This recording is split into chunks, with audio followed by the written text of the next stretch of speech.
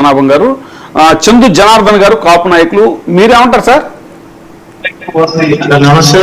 ఛానల్లో ఉన్న అందరికీ, కటారప్పారావు గారికి, మీకు అదేవిధంగా ఛానల్ చూస్తున్న అందరికి కూడా ప్రత్యేక నమస్కారాలు తెలియజేస్తా ఉన్నాను. ఈ రోజు పెద్దలు ముద్రగడ పద్మనాభం గారు మనల్ని పిలిచి రాష్ట్ర కాపు చేసి వారి మరణం పట్ల తీవ్ర సంతాపం వ్యక్తం చేస్తారు. కుటుంబానికి ప్రగాఢ సానుభూతిని తెలియజేస్తా ఉంది. పెద్దలు ముద్రగడ పద్మనాభం గారు స్వర్గీయ వంగవీటి మోహన్ రంగ గారి యొక్క ఉద్యమ సందర్భంలో కాపునాడు నిర్వహణలో కూడా కీలకంగా ఉన్నారు. వారు స్వర్గీయ వంగవీటి మోహన్ రంగ గారికి, అదేవిధంగా ఆ రోజు స్వామినాయుడు గారికి కానీ వీరందరికీ కూడా చాలా దగ్గరగా మెలిగిన నాయకులు. ఆ రోజు నుంచి ఈ రోజు దాకా భారతదేశంలో మొత్తంగా 5 కోట్ల కుటుంబ సభ్యులు కలిగిన కాపు బలిజ వర్గాలకి అగ్రనాయకులు పెద్దలు ముద్రగడ పద్మనాభం గారు.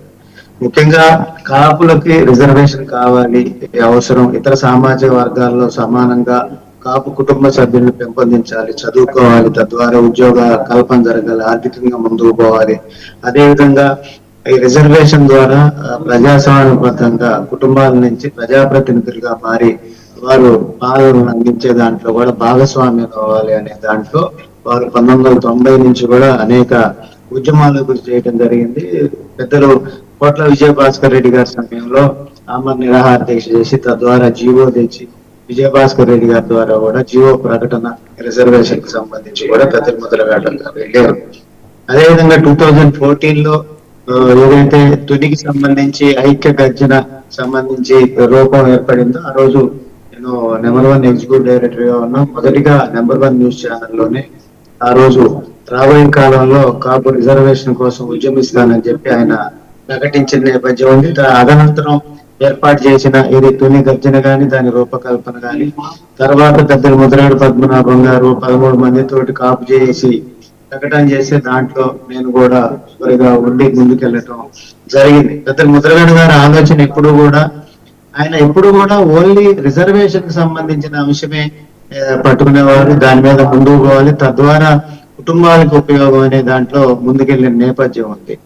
అయితే కాపు రిజర్వేషన్ కోసం ఉద్యమిస్తున్న నేపథ్యంలోనే ముద్రగడ పద్మనాభం గారు ఎప్పుడు కూడా ఇతర సామాజిక వర్గాలతోటి ఘర్షణ పడే పరిస్థితి ఉండేది కాదు. ఎంఆర్పిఎస్ అగ్రనాయక కృష్ణమాది గారితో గాని, మాలమహానాడు అగ్రనాయకత్వంతో గాని, లేదా బీసీ అగ్రనాయకత్వం ఆర్ కృష్ణ గారితో గాని, వివిధ బీసీ ఎస్సీ ఎస్టీ మైనారిటీ వర్గాలు, అదేవిధంగా అగ్రకుల సంఘాలతో కూడా ఆయన సన్నిహితంగా ఉంటూనే పోరాటం చేశారు తప్ప ఎప్పుడు కూడా వర్గ విభేదాలతో ఆయన ముందుకు పోలేదు. కాపు రిజర్వేషన్ సంబంధించి ఉద్యమిస్తున్నాం కాబట్టి ఇతర కులాలతో, ఇతర సామాజిక వర్గాలతో భేదాభిప్రాయాలతో ముందుకు పోవాలనే ఆలోచనతో కూడా లేరు వారు.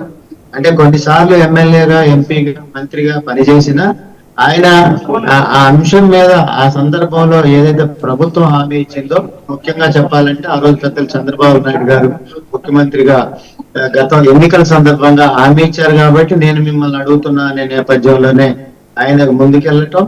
అయితే రిజర్వేషన్ సంబంధించిన అంశంలో ఉద్యమించే సందర్భంలో ఆ సందర్భంలో కుటుంబాన్ని అవమానించారనే దాంట్లో కూడా ఆయన చాలా ఆవేదన వ్యక్తం చేయడమే కాకుండా బహిరంగంగా కూడా స్పందించిన నేపథ్యం ఉంది. ఈ సందర్భంలో ప్రభుత్వం మారటం, అదేవిధంగా ఆ సందర్భంలో పెద్దలు జగన్మోహన్ రెడ్డి గారు ముఖ్యమంత్రిగా రావటం, ఆయన ఏదైతే నేను ప్రభుత్వాన్ని మారుస్తాను, తప్పనిసరిగా ఆ ప్రభుత్వాన్ని సముద్రంలోకి విసిరేస్తాననే వ్యాఖ్యలు కూడా చేసిన సందర్భాలు ఉన్నాయి ముద్రగడ గారి వ్యాఖ్యలతో. అయితే తదనంతరం వచ్చిన ప్రభుత్వం దృష్ట్యా వారు ఉద్యమాన్ని వదిలేసిన రిజర్వేషన్ సంబంధించి అనే విధానంతో పెద్దలు ముద్రగడ గారు చేశారు. కానీ తుని గర్జనకు సంబంధించిన అంశాన్ని మనం తీసుకున్నట్టయితే భారతదేశంలో ఉన్న అనేక మంది ఇతర రాష్ట్రాల నుంచి, అదేవిధంగా తెలంగాణ, ఆంధ్రప్రదేశ్ నుంచి కూడా లక్షలాదిగా ప్రజలు దాదాపుగా 12-13 లక్షల పై నుంచి 15 లక్షల దాకా వచ్చారనేది ఇది ఉంది.